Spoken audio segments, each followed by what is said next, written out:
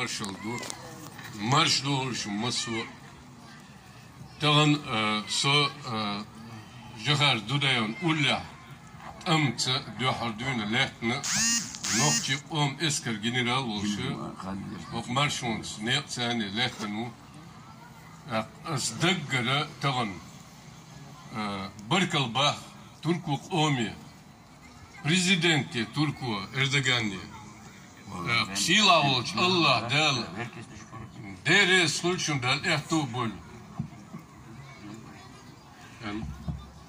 Herkese de hoş geldiniz.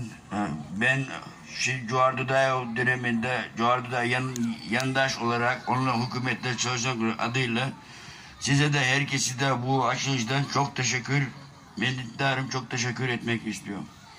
Cuardo'da da Turku am daimna tavuşak geçen duç silarımız duç وشلت دوش شو دوق ديشة دائما تروشة كيتشا إيشا دلدو على دواغلت لاتنا إدش نشون داخزي تقلقسون الله دل دي قلول جهر دودايو.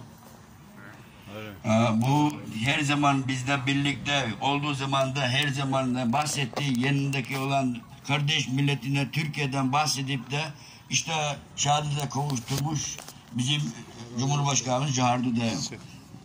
O şahımdu halvant ben duatıl vaşıl dövüşdat oluştuy.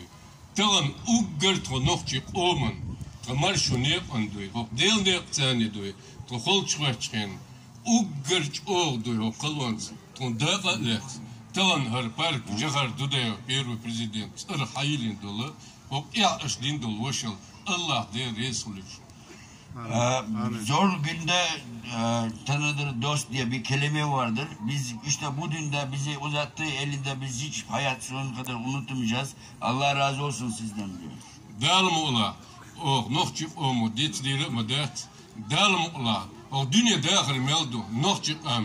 Turku komsa madu. Dünyanın eğerte Allah değeri ol. Rez ol. Vecri ol. Allah del çok doğru. Lehtu bolu. İnşallah biz hayat dünyada ahirete güne kadar beraberiz, bir kardeş, bir dost milletiz. İnşallah. Elhamdülillah Rabbil Alemin. Melbul hastem Allah del bu. Deres ol. Esselamu aleyküm. Allahu ekber.